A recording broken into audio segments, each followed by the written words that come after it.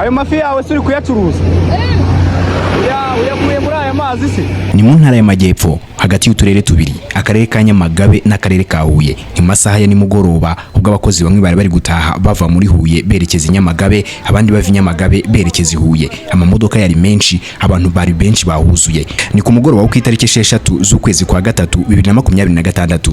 Muri iri huriro ry'uturere tubiri ari two Huye na Nyamagabe hari abantu b'ingeri zose. Hari abana bavuye ku ishuri, hari inzego z'umutekano, hari abayobozi ndetse n'abandi bantu benshi cyane. Abo bantu bose bari bateraniye aho, bari baje kureba ibitangaza bikorera aho bantu biri guterwa n'umugezi wa Mwogo unyura muri utu turere uko ari tubiri, Nyamagabe na Huye. Abagenzi bareba n'amaso yabo bagiye konabona amazi aturutse mu ruhande rumwe rw'umuhanda aza yisuka cyane, ahita atangira kurenga umuhanda. Kuva ko kanya abari bari Nyamagabe bifuza kwambuka bazi Huye bahaheze, abari bari Huye bifuza gutaha Nyamagabe nabo bahaheze. Abagenzi babo bagenda n'imodoka, moto, amagare cyangwa amaguru bari bari mu gihande kimwe bifuza kujya mu kindi, bose bahaheze. Ibi byatumye ku mpande zombi, yaba uruhande rwa Nyamagabe n'urwa Huye, haba imbaga y'abantu benshi.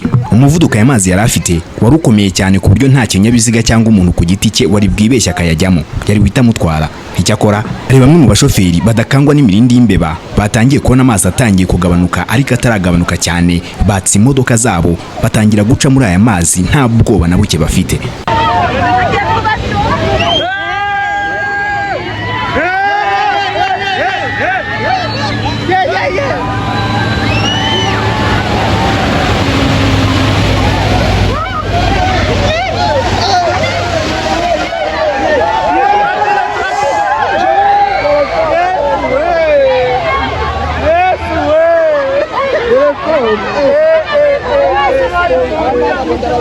Byasaga naho hari filime abaturage barebaga, kuko wumvaga bari kuvuza akaruru baseka kandi bishimira uburyo bari kubona abashoferi bari kwambuka muri aya mazi nta kibazo cy'ubwoba bafite. Kubera uburyo bwarushagaho kwira bisatira saa 9 z'umugoroba, kandi hari abantu benshi bagomba kuva mu karere kamwe bagataha mu kandi, batangiye kwiyemeza kuyagendamo n'amaguru nubwo yari ari gutemba yihuta cyane. Nubwo kandi twari turi aha turi kwirebera iby'aya mazi ari gukora, hari abandi bantu b'abahanga bari bamaze kumenya ko manu y'amafi yamanutse. Amafi menshi yari ari kunyanyagizwa n'ayo mazi, maze abahanga bakajya mu mazi bayashakisha kugira ngo bajye kuyacuruza.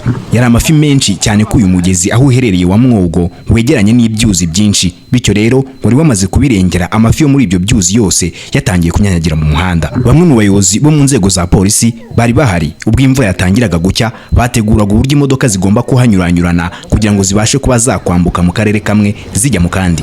Bamwe mu baturage bari bateraniye aha kandi bavugaga ko atari inshuro ya mbere uyu mwuzure ubaye aha ngaha. Bakavuga rero basaba abayobozi b'utu turere tubiri, Nyamagabe na Huye, ko bagira icyo bakora bakubaka nibura ku buryo aya mazi atazongera kurenga umuhanda ngo abashe kubuza abagenzi cyangwa imodoka kuba zagenda rimwe, bitazanateza ibibazo abantu bakahapfira. Kubera ubwinshi bw'amafi yari ahari, nanjye nahisemo gutaha nitahaniye amafi yo kurya. Abayakunda ni muze mbahe. Njye nitwa Eric Radu, twari turi Nyamagabe na Huye. Imana ibahe umugisha.